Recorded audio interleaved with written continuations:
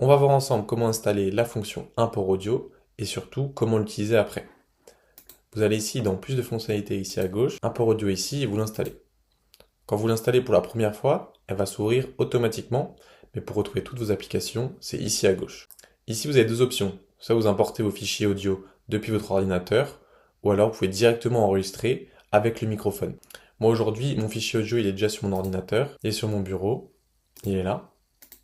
C'est un épisode de podcast de Silicon Carnet. Je l'envoie directement dans ma base.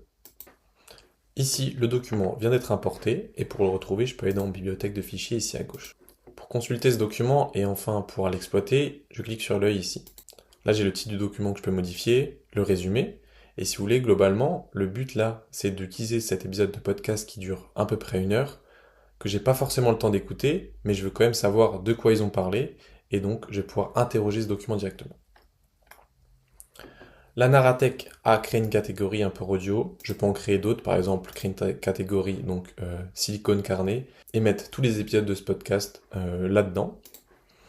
Il m'a trouvé des dates, il m'a créé des tags et il m'a trouvé un point de géocalisation à Singapour. C'est les points qui sont évoqués donc dans la transcription. Ici j'ai la transcription complète de mon épisode de podcast. Je peux modifier le nom des intervenants et je peux aussi faire un rechercher et remplacer. Par exemple, là je vois Silicon Carnet c'est mal écrit, donc je peux chercher Carnet, la mauvaise orthographe, je le cherche. Je peux faire remplacer par et donc comme ça, santé.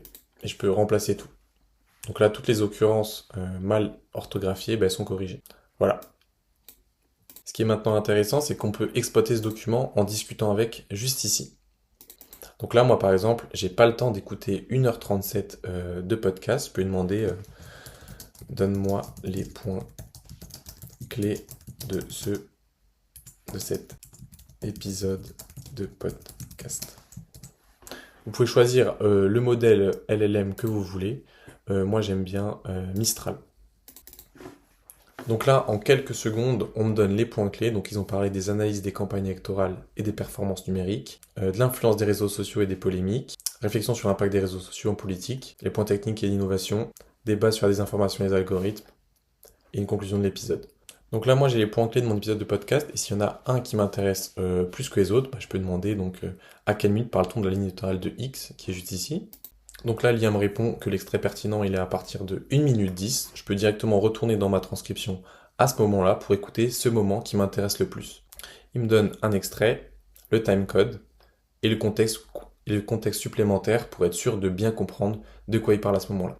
Ça, c'est un exemple d'utilisation donc de la fonction import audio, mais il en existe plein d'autres. Par exemple, si vous avez de longues réunions que vous n'avez pas envie de tout réécouter pour reprendre les points clés, vous pouvez envoyer cette réunion à la Narratech pour ensuite faire un résumé et donc extraire les points clés, comme je l'ai fait là. Vous pouvez aussi, à partir d'un audio de vidéo, créer un article de blog ou des contenus pour les réseaux sociaux. Les situations, elles sont multiples.